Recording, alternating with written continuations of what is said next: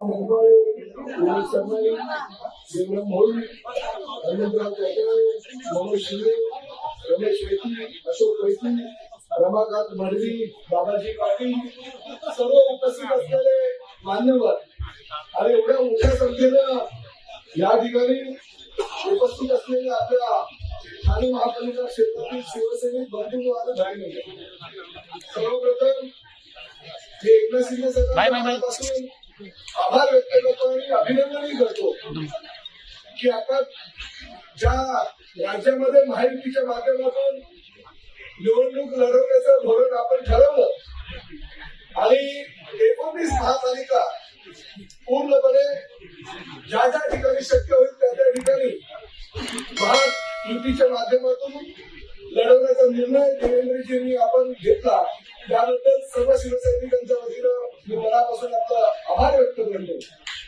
आणि ज्यावेळेस घोषणा झाली त्यावेळेस मुंबई आणि ठाण्यामध्ये कल्याणमध्ये 100% युती होईल अशी घोषणा सुद्धा भारतीय जनता पक्षाच्या प्रदेशाध्यक्षांनी त्या ठिकाणी केली. आणि त्यामुळे सर्वसामान्य शिवसैनिकांना जो गेल्या 8 वर्षापासून वाट बघत होता महापालिकेच्या निवडणुका कधी येत आहे आणि आम्हाला शिवसैनिकांना बळ कसं मिळेल आणि महापालिकेमध्ये आमच्यातला लोकप्रतिनिधी कसा पोहोचू शकेल याची भावना जेव्हा शिवसैनिकांच्या मनामध्ये गेल्या अनेक वर्षापासूनची जी होती ती आपल्या माध्यमातून आता 15 जानेवारीला पूर्ण होणार आहे. आणि आपल्याला माहिती नेहमीच यशस्वीरित्या गेल्या अनेक वर्षापासून आपली निवडणूक लढवण्याची जी रणनीती आहे ती रणनीती यशस्वी झालेली आहे. आणि स्वर्गीय शिवसेना प्रमुख आदरणीय बाळासाहेब ठाकरे यांचा भगवा ध्वज, आदरणीय धर्मवीर आनंद दिघे साहेबांचा भगवा ध्वज आणि जो आपल्या स्वप्नातला ठाणे महानगरपालिकेचा भगवा ध्वज कुणीही आपल्याकडनं हिरावून घेणार नाही याची खबरदारी गेल्या अनेक निवडणुकीमध्ये आपण घेतलेली आहे. आणि ती आपली जी यशस्वी रणनीती आहे ती प्रत्येक वेळेस निवडणुकीच्या माध्यमातून कोणी किती प्रयत्न केले तरी सक्सेस झालेले हे विसरता कामा नये. सर, गेल्या अनेक दिवसापासून आपली तब्येत सुद्धा बरोबर नाही, कारण विधिमंडळाच्या अधिवेशनाच्या दरम्यान आपण गोळ्या खाऊन विधिमंडळाचं कामकाज करत होता. आजही आपली तब्येत बरी नाही हे आम्हाला कळलं, परंतु शेवटी निवडणुकीची जी बैठक असते ती बैठकीची ही पहिलीच वेळ असल्या कारणानं आणि या ठिकाणी आल्यानंतर जे शिवसैनिकांचं समोर हवे असलेलं रूप बघून मला असं वाटतं आपल्याला गोळी घ्यायची गरज नाही, कारण हेच आपल्या सगळ्या औषधाचं म्हणत असतात. माझी तब्येत किती खराब असते तरी शिवसैनिक समोर असलेले बघून माझी तब्येत एकदम थांबलेलीच झाली होती.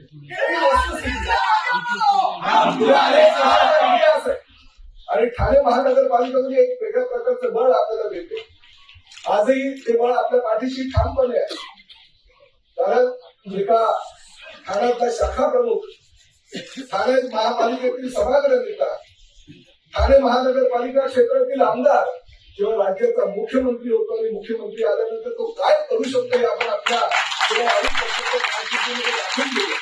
गेल्या अनेक वर्षापासून जी विकास कामं प्रलंबित होती ती आपल्या 2.5 वर्षाच्या कार्यकाळामध्ये पूर्ण झाली. मी माझाच उदाहरण देतो. आज प्रताप सरनाईचा मीरा भाईंदरचा भाग असू द्या किंवा ठाणे महानगरपालिकेचा भाग असू द्या, साहेब आपण दिलेला निधी एवढा ओसंडून हे ठाणे महापालिकेत आणि मीरा भाईंदरमध्ये वाहतोय की लोक म्हणतात तुम्हाला आता काही बाकीच्या बैठका वगैरे करायची गरज नाही. ठाणे महानगरपालिकेवर सुद्धा भगवा पडतील आणि मीरा भाईंदर महानगरपालिकेवर सुद्धा भगवा पडेल, कारण आपण दिलेला निधीचा विनियोग योग्य प्रकारे या दोन्ही महापालिका क्षेत्रात झाला.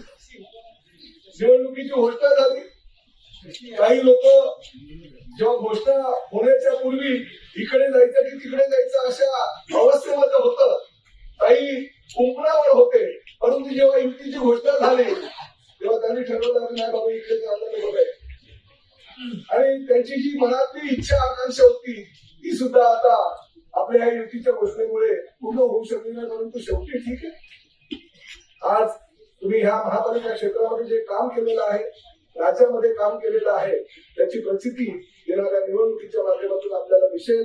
मी परत एकदा आपल्या मनापासून आभार व्यक्त करतो की आपण प्रताप सरनाईकला एक ठाणे महापालिकेचा आमदार होत असताना त्याच्या आयुष्यातील सर्वोच्च पद दिलं, परिवहन खात्याची जबाबदारी दिली, राज्यभर परिवहनची खातं जबाबदारी सांभाळत असताना जास्तीत जास्त सुविधा कशा परिवहन खात्याच्या माध्यमातून लोकांना देता येईल त्यासाठी आपण मला जे जे प्रत्येक वेळेस विचार माझ्यासमोर मांडले ते विचार आपण पूर्ण करतोय आणि त्यामुळे आज राज्यामध्ये महायुतीचे सरकार यशस्वी वाटचाल करते आणि ठाणे महापालिका क्षेत्रामध्ये सुद्धा आपल्याला किमान 100 जागा तरी कुठल्याही परिस्थितीमध्ये या शिवसेनेला मिळतील याची मला खात्री आहे.